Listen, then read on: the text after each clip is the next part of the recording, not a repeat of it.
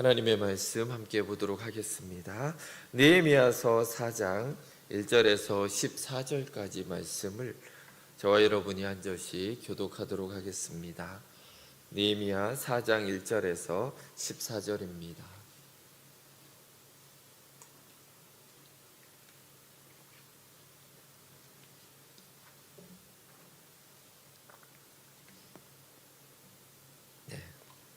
느헤미야 4장 1절에서 14절입니다.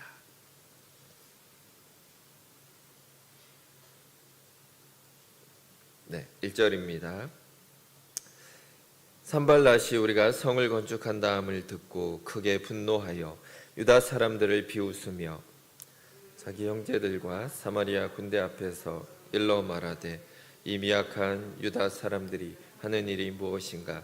스스로 견고하게 하려는가? 제사를 드리려는가? 하루의 일을 마치려는가? 불탄 돌을 흙무더기에서 다시 일으키려는가 하고 암몬 사람 토비아는 곁에 있다가 이르되 그들이 건축하는 돌 성벽은 여호가 올라가도 곧 무너지리라 하더라. 우리 하나님이여 들으시옵소서.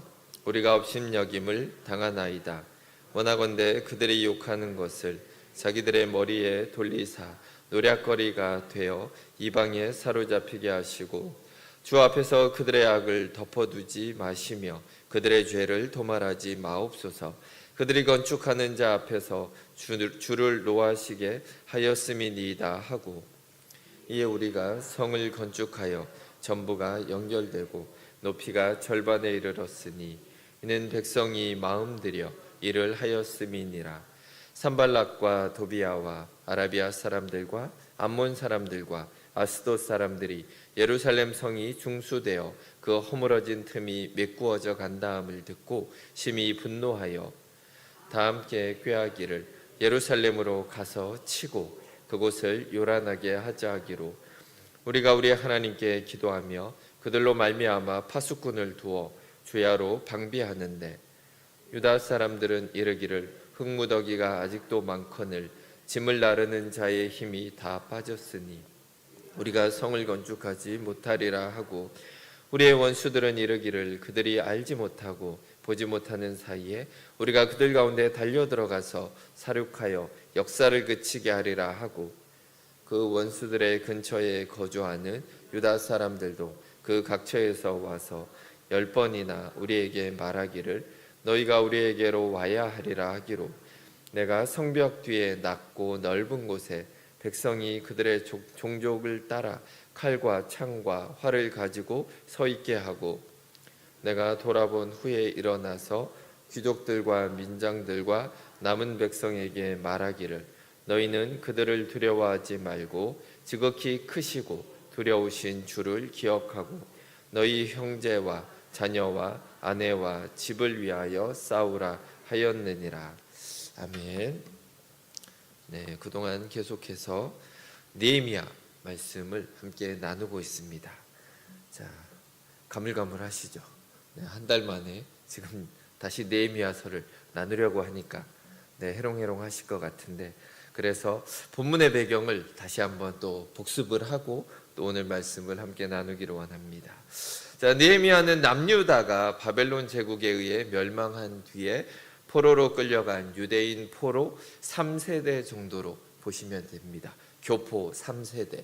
그러니까 사실 원래 나라랑은 거의 상관이 없는, 그러니까 미국으로 갔는데 거기에서 이미 2세대도 아니고 3세대다라고 하면 한국말을 거의 전혀 못하는 그런 상황이겠죠. 그런 인물입니다. 자, 그런데 그 사이에 이제 바벨론을 정복한 페르시아 제국이 중동아시아를 모두 통치하고 있었습니다. 바벨론과 페르시아 포로 생활에서 하나님의 도우심으로 이스라엘에서 끌려간 사람들이 제국의 중요한 자리를 차지하고 있었습니다. 다니엘이나 모르드게, 에스더 이런 사람들이 우리가 알고 있는 유명한 사람들이죠.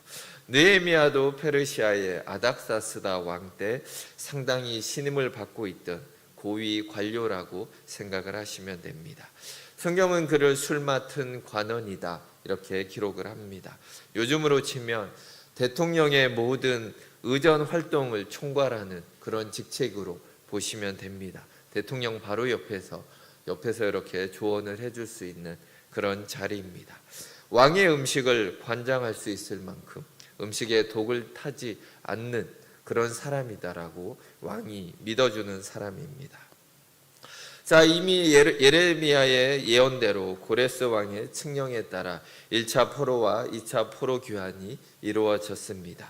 그 사이에 이미 스룹바벨 성전은 건축이 되었고 그리고 나서 80여 년이 흘러간 그런 상황입니다. 자, 이때 느헤미야가 3차 귀환자들을 데리고 예루살렘으로 돌아와서 성벽을 다시 재건하는 그 공사를 하는 내용이 느헤미야서의 내용입니다. 자, 느헤미야의 성적 재건은 영적으로 아주 중요한 의미를 담고 있습니다. 자, 그 중에서 예루살렘 성벽 축조의 모든 과정을 느헤미야서의 전체를 통해서 집중적으로 이렇게 기록한 이유가 있을 것입니다. 성전 건축은 아니지만 예루살렘의 성곽을 이렇게 쌓는 일이 성전 건축만큼 영적으로 또한 중요한 의미가 있다라는 그런 의미가 있습니다. 2장 12절을 우리가 전해 보셨습니다. 느헤미야는 성벽 재건에 대해서 하나님의 특별한 뜻을 깨달았다라고 기록을 합니다. 내 하나님께서 예루살렘을 위해 무엇을 할 것인지 내 마음에 주신 것을 내가 아무에게도 말하지 아니하고. 자, 스룹바벨 총독이 이미 두 번째 성전을 건축했지만 예루살렘 성벽은 무너진 채로 방치되어 있었습니다. 자, 바벨론에 의해서 성벽이 무너진 지 이미 150년이 지난 상황입니다. 가파른 지형 위에 세워진 예루살렘을 둘러싼 성벽을 다시 세우는 것이 귀환한 사람들에게는 힘에 벅치고 어떻게 보면 불가능한 일이라고 생각이 되었던 것입니다. 자, 우리나라도 6.25 전쟁이 예전에 있었습니다. 기억도 안 나시죠? 6.25가 있었나? 자, 6.25가 지난 지 얼마나 됐냐 하면 75년이 됐습니다. 올해로. 75년? 사실 생각보다 그렇게 오래된 시간이 아닙니다. 자, 그런데 아직도 6.25의 잔해가 서울시에 남아있다라면 그거를 볼 때 우리의 마음이 어떤가 하는지 한번 생각해 볼 필요가 있다라는 것입니다. 자, 이미 바벨론에서 회복되고 성이 무너진 지 150년이 지났는데 여전히 성벽이 무너진 상태로 그것을 계속 보면서 이들이 살아가고 있었던 것입니다. 지진이나 어떤 재해로 도시 전체가 무너지는 일이 가끔 발생을 합니다. 하지만 나라의 힘이 그만큼 크면은 그 재난을 얼마나 빨리 복구하는지 또한 우리가 알 수 있는 것입니다. 거룩한 하나님의 도성에 성전만 우두커니 서 있고 사방이 다 무너져서 폐허에 둘러싸여 있으니 이스라엘과 하나님이 영광스럽게 보일 수가 없는 것입니다. 느헤미야는 이 황폐한 하나님의 도성에 대한 이야기를 듣고 마음이 아파서 울면서 금식을 하며 하나님께 기도했다라고 성경은 기록을 합니다.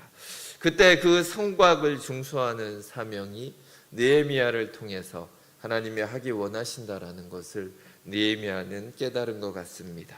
그리고 그가 유다의 총독으로 오겠다라고 왕에게 자원하여서 말을 하게 됩니다. 페르시아 제국의 고위 관료로 사는 것과 폐허가 된 유다 땅에 총독으로 오는 것은 비교할 수조차 없는 일입니다. 우리가 미국에서 유학하고 미국 정부의 중요한 자리를 차지한 사람이 6.25로 폐허가 된 우리나라로 돌아오겠다 하는 것과 마찬가지의 일입니다. 그런 결정을 하는 것 자체가 사실 불가능하고 말이 되지 않는 상황인데 느헤미야는 그 말이 되지 않는 결정을 하고서 지금 돌아온 것입니다. 왜냐하면 세상의 일과 하나님의 일은 비교조차 할 수 없는 가치가 그 안에 숨겨져 있는 것이기 때문입니다. 느헤미야는 하나님의 일을 하기로 선택하고 이렇게 돌아왔습니다. 자, 그렇다면 예루살렘 성벽의 재건은 어떤 의미가 있는지 살펴보기 원합니다. 1장에서 예루살렘 형편을 듣고 느헤미야가 며칠 동안 금식하며 눈물로 기도한 내용이 나옵니다. 그 기도 중에 성벽 재건의 의미를 우리가 살펴볼 수가 있습니다. 그가 기도를 통해서 알 수 있는 요지는 거룩한 하나님의 도성에 하나님의 백성이 살게 하고 싶다라는 것입니다. 하나님의 성읍에 하나님의 백성들이 살아갈 수 있도록 그 일을 그가 감당하기를 원한다라는 것입니다. 파괴가 된 지 100년이 지나도록 돌무더기와 폐허뿐인 예루살렘에 사람들이 살 수가 없었습니다. 성벽이 없고 성문이 없어서 안전한 거처가 되지 않았다라는 것입니다. 성 안에 사람이 살지 않기 때문에 성전 예배도 제대로 드려지지 않았던 것을 알 수가 있습니다. 느헤미야가 성벽 공사를 시작했을 때 산발랏이 오늘 본문에 비웃으며 말합니다. 저들이 저 황폐한 곳에서 이제 제사를 드리려고 하는가, 이렇게 비웃었다라는 것입니다. 성벽이 없기 때문에 성전을 세워놨지만 예배를 드리지 못했다라는 것입니다. 자, 이것이 우리의 믿음의 삶에도 우리가 의미심장하게 적용할 필요가 있습니다. 우리가 성전 대신 예수님을 우리의 마음에 모시고 살아갑니다. 그러나 우리의 영적인 삶에 믿음의 성벽이 무너지면 온전한 예배와 하나님과 교제하는 것이 문제가 생긴다라는 것입니다. 그런 성도들의 믿음의 터전은 황량하기 그지없고 원수와 대적들이 우리 안에 좋은 것들을 약탈해 가기 쉽다라는 것입니다. 느헤미야는 이런 하나님의 성 예루살렘에 성벽을 쌓아서 하나님의 거룩한 성전 주변에 하나님의 백성들이 모여서 살 수 있기를 간절히 원했던 것입니다. 나중에 성벽을 완성하고 봉헌한 다음에 느헤미야는 이 모든 일을 또한 성취하게 되는 것입니다. 그의 소원대로 유대 민족들을 모아서 제비를 뽑게 합니다. 그 중에 10분의 1이 예루살렘 성 안에 거주하는 것입니다. 자, 우리가 생각하면은 예루살렘 성 안에 살면 좋은 거 아닌가? 꼭 가나안 땅에 들어올 때처럼 제비 뽑아서 좋은 땅 차지하면 좋은 건데, 이렇게 생각할 수 있지만 본문을 보면 그게 아니다라는 것을 알 수 있습니다. 왜냐하면 말씀을 뒤쪽에서 보시면 예루살렘 성 안에 거주하기를 자원하는 사람들이 있었다라는 것입니다. 자원하는 사람들이 있으면 그들로 다 채우면 됩니다. 예루살렘에 자원하는 사람으로 다 채웠다, 이렇게 하면 되는데, 문제는 자원하지 않는 것입니다. 원하지 않기 때문에 도리어 제비를 뽑아서 그곳에 사람들이 살 수 있도록 의무적으로 했다라는 것입니다. 그래서 자원해서 예루살렘 성읍에 살겠다는 사람을 모두가 축복했다라고 기록을 합니다. 좋은 땅이었으면 굳이 축복할 필요가 없는데 이렇게 자원하는 사람들을 도리어 축복 기도까지 해주면서, 그래 너희들 대단한 결정을 했으니까 하나님이 복을 주실 거야, 이렇게 기도까지 해줬다라는 것입니다.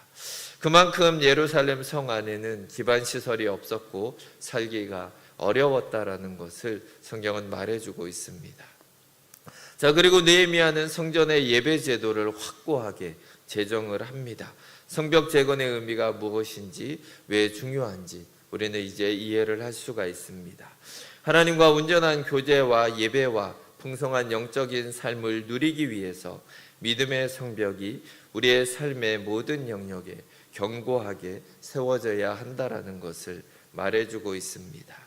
본문에서 얼마나 오랫동안 성벽이 폐허가 되고 예배가 없었는지를 보면 알 수가 있는 것입니다. 믿음의 성벽이 이렇게 무너져 버리면 예배조차 보장되지가 않는 것입니다. 우리의 믿음의 성벽이 훼손되지 않았는지, 혹시 구멍난 곳이 없는지 언제나 살펴야 하는 것입니다. 믿음의 성벽으로 나와 우리 가족과 또 우리의 삶의 지경들이 견고히 둘러져 있어야지 그 안에서 아름다운 예배와 풍성한 은혜를 누리면서 성도들이 살아갈 수 있는 것입니다. 또한 우리를 통해서 성벽 안으로 또한 사람들을 불러 모을 수 있고 그들에게 하나님의 통치가 이루어지게 해야 하는 것입니다. 이것이 우리가 적용해야 하는 성벽 재건의 의미입니다. 그러면 믿음의 성벽을 어떻게 견고히 쌓아나갈 수 있겠습니까? 믿음의 재료들로 이것들을 해야 하는 것입니다. 하나님의 말씀과 기도와 또한 순종하는 삶과 예배와 교제들을 통해서 우리의 믿음의 성벽을 계속해서 잘 돌아보아야 하는 것입니다. 자, 오늘은 이제 성벽 재건의 과정을 한번 살펴보기를 원합니다. 성벽 재건을 하려고 하니까 대적들의 방해와 또한 회방이 만만치 않게 일어납니다. 오늘 2절을 보시면 이스라엘 주변에 있는 페르시아의 속국들이 모두 모여서 연합을 해서 방해하는 것을 보게 됩니다. 또한 그 해방하는 강도가 점점 심해지는 것을 보게 됩니다. 자, 2절을 보시면 5가지 정도로 먼저 이들을 지금 모함을 하고 해방을 합니다. 먼저 미약한 유다인이라고 표현을 합니다. 쉽게 얘기하면 힘도 없는 사람들이, 별 볼 일 없는 것들이, 이런 표현입니다. 이것은 어떻게 보면 유대인들 스스로가 느끼고 있었던 마음입니다. 그래, 우리는 힘이 없어. 우리는 아무것도 할 수 없지. 그동안 우리는 빼앗긴 조국에서 아무것도 할 수 없었잖아. 결국은 스스로도 자신들을 아무 힘이 없다라고 생각했던 이스라엘 사람들을, 또한 그들을 더욱더 날카롭게 꼬집고 있는 것입니다. 무능한 너희들에게 이것은 불가능한 일이다, 이렇게 놀리는 것입니다. 두 번째로 이 성벽을 다시 쌓겠다고라는 질문을 합니다. 너희들은 전문가도 아니면서 무슨 성벽을 쌓겠다고 하냐? 니네가 성벽에 대해 무엇을 안다고 이거를 하겠다고 하는 것이냐? 시간 낭비밖에 안 될 거다라는 놀림을 하고 있는 것입니다. 또한 세 번째로는 여기에서 제사를 지내겠다라고 그들을 반문하고 있는 것입니다. 쉽게 얘기하면 기도한다고 되겠냐? 너네가 예배만 드린다고 성벽이 세워지겠냐? 믿음만으로 도저히 되는 것이 없다. 너희들은 능력이 없잖아. 이런 말을 하고 있는 것입니다. 하루 만에 끝낼 수 있겠냐? 무슨 성벽이 하루 이틀 하면 세울 수 있는 것으로 알고 있냐? 너네가 지금 시작해봤자 며칠 지나고 나면 분명히 포기할 거다. 이런 의미를 담고 있는 것입니다. 또한 불탄 돌들 사이에서 성벽을 쌓아 올리겠느냐? 사실 이것은 잘못된 정보입니다. 예루살렘 성벽은 그렇게 불타지 않았고 그냥 무너져 내렸을 뿐입니다. 하지만 거짓된 정보를 흘림으로써 어차피 너희들은 안 된다, 너네가 하고 있는 일은 쓸모없는 일이다라고 이들을 놀리며 이들의 마음을 흔들고 있는 것입니다. 마귀의 방식들이 그렇습니다. 우리가 믿음으로 바로 서고 가정을 세워나가려고 하고 우리가 믿음으로 꿈을 이루려고 결심을 하면 우리를 비웃고 조롱하는 환경을 만나게 되는 것입니다. 자, 3절을 보시면 그들이 성벽 공사를 하는 느헤미야를 이렇게 조롱을 합니다. 그들이 건축하는 돌 성벽은 여호가 올라가도 곧 무너지리라 하더라. 자, 이런 비웃음을 당해보신 적이 있으십니까? 세상에서 우리가 믿음을 갖고 열심히 살아보려고 할 때 언제나 이런 조롱이 우리 주변에 일어날 수가 있습니다. 심지어 우리 속에서 스스로가 자기를 비웃을 때도 있습니다. 내가 뭘 할 수 있다고 그래. 예전에 실패했던 것들, 예전에 우리의 정말 무가치하게 살아왔던 시간들, 예전에 게을렀던 시간들이 떠오르면서 너 예전에 이렇게 살았잖아. 너 예전에 이렇게 엉망으로 살았는데 너 지금 뭘 해보겠다고.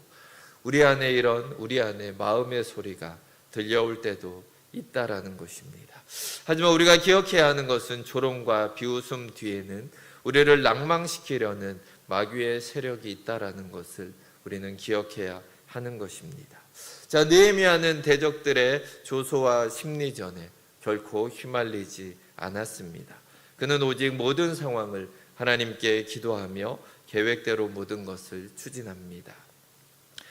느헤미야서는 계속해서 느헤미야가 기도하는 그 내용들을 조금씩 또 정확하게 기록을 합니다. 오늘 본문만 해도 2번의 기도의 내용을 지금 성경은 기록해주고 있다라는 것입니다. 본문에서 성벽 공사는 막힘없이 진척이 되어서 어느덧 허물어진 곳이 다 연결이 되고 전체의 높이의 절반이나 올라가게 되는 것입니다. 자, 이러자 원수들의 공격은 더 집요해지고 더 무서워지는 것을 보게 됩니다. 오늘 본문을 보시면 아는 것처럼 모든 사람들이 다 몰려왔습니다. 오늘 여기에 등장하는 사람들의 이 위치를 보면은 예루살렘을 제외하고 동쪽과 서쪽과 남쪽과 북쪽에 있는 지도자들이 다 모여서 우리가 예루살렘을 쳐야겠다, 예루살렘을 공격해야겠다라고 지금 말하고 있는 상황입니다. 우리가 이 상황을 안다라면 그만큼 두려울 수밖에 없는 것입니다. 피할 곳이 한 곳도 없습니다. 사방에서 우리가 쳐들어가서 예루살렘을 박살내자, 이렇게 이 사람들이 공격을 하는 것입니다. 정말 우리가 시련이 올 때 이렇습니다. 돈이 지금 어디에서 들어와도 모자랄 판인데 갑자기 돈이 나가게 되는 일이 생기는 것입니다. 우리의 마음이 상하고 낙심될 수밖에 없습니다. 조그만 희망의 불씨라도 있으면 되는데 그거마저 완전히 꺼져버릴 때가 있다라는 것입니다. 분명 하나님의 인도하심 가운데 있는데 어려움이 점점 가중되고 내 앞에 문이 점점 막히는 때가 있다라는 것을 오늘 말씀 가운데 우리는 알 수 있는 것입니다. 앞으로 나가려고 할 때 계속 어려움들이 생긴다라면 여러분은 어떻게 하시겠습니까? 느헤미야는 여전히 하나님을 신뢰하며 기도하며 그 어려움을 뚫어내고 있는 것을 우리는 보게 됩니다. 사건이 있을 때마다 느헤미야는 먼저 하나님께 기도했고 또한 적극적으로 그 상황에 대응하고 있는 것입니다. 원수들의 선전포고에 느헤미야는 9절을 보시면 파수꾼을 세워서 밤낮으로 경비를 서고 대비를 합니다. 그러나 외부의 적이 전부가 아니었습니다. 성벽 공사를 좌절시키는 또 다른 변수가 본문에 나오게 됩니다.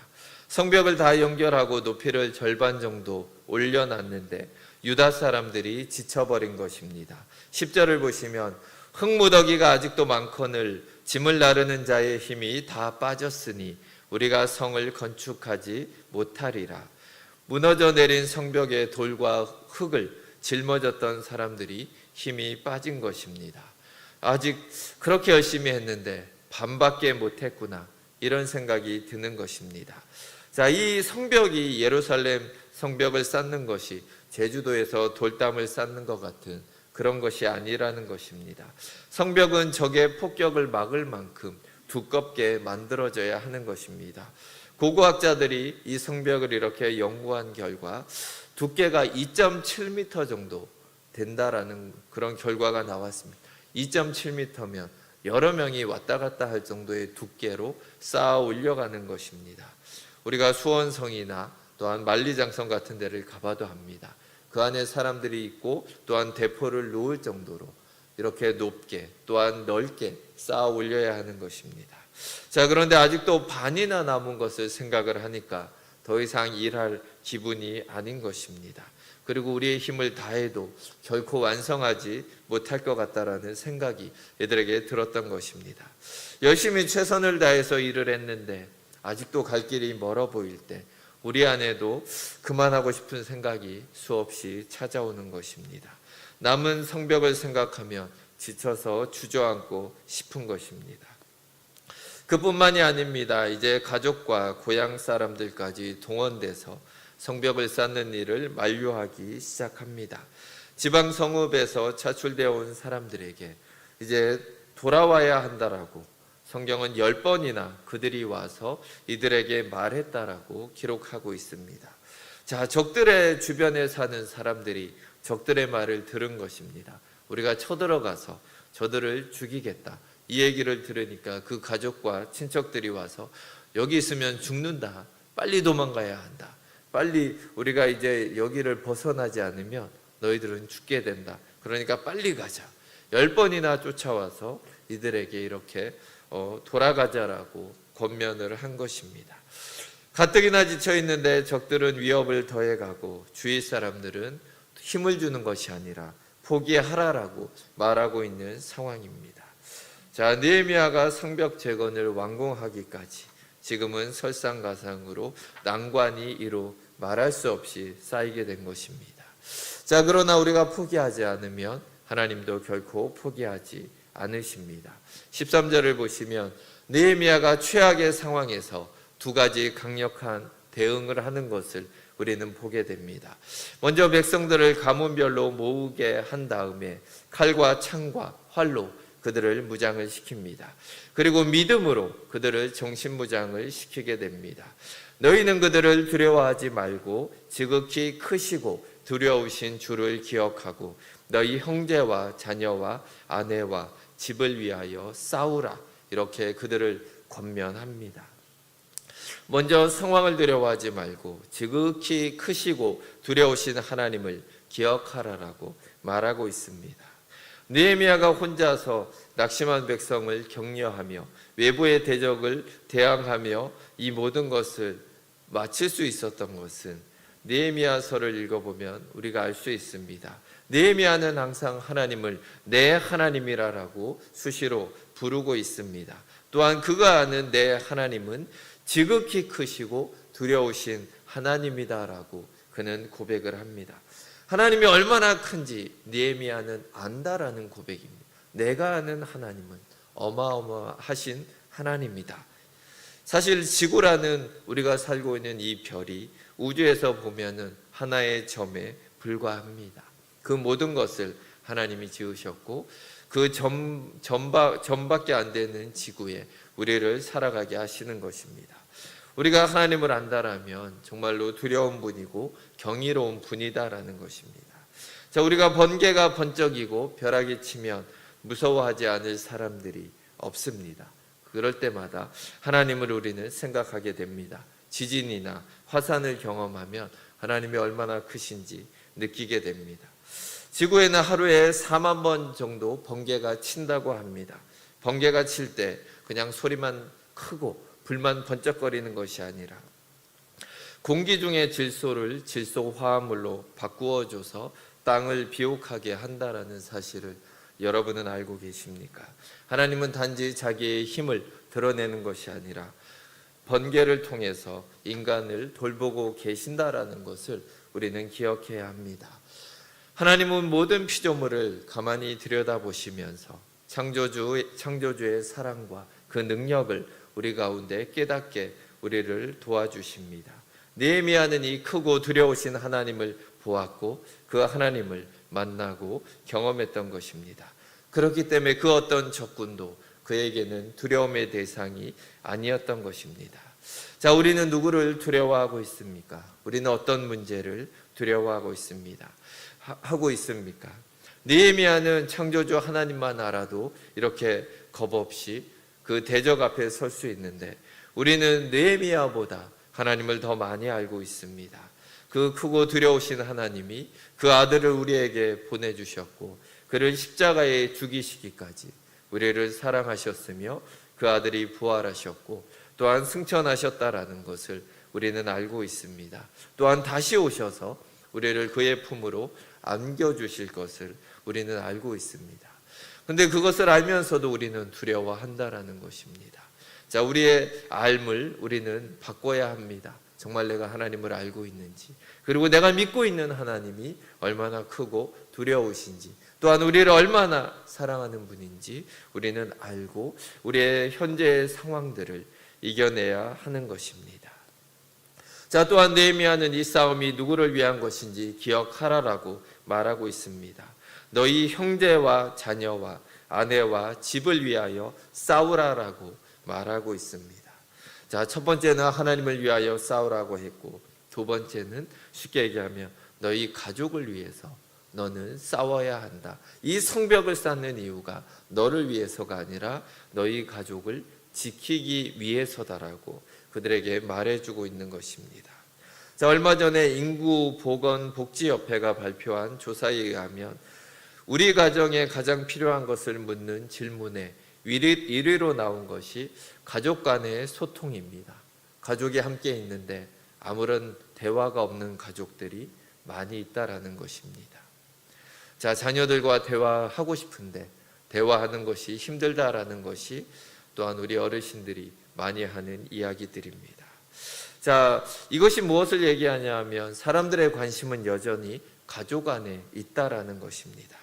또한 또 다른 질문 안에서 1년 동안 어려움을 이겨낸 것이 무엇 때문이었냐라고 질문했을 때 첫 번째가 자녀 때문에 이길 수 있었다. 두 번째는 배우자 때문에 그 어려움을 내가 이겼다라고 설문조사에 응했다라는 것입니다. 자, 믿음의 가정이 결국은 우리가 인생에서 덮치는 어려움을 이겨내게 하는 힘이다라는 것입니다. 전도서 4장 11절은 이렇게 말합니다. 두 사람이 함께 누우면 따뜻하거니와 한 사람이면 어찌 따뜻하랴. 한 사람이면 피하겠거니와 두 사람이면 능히 당하나니 삼겹줄은 쉽게 끊어지지 아니하느니라.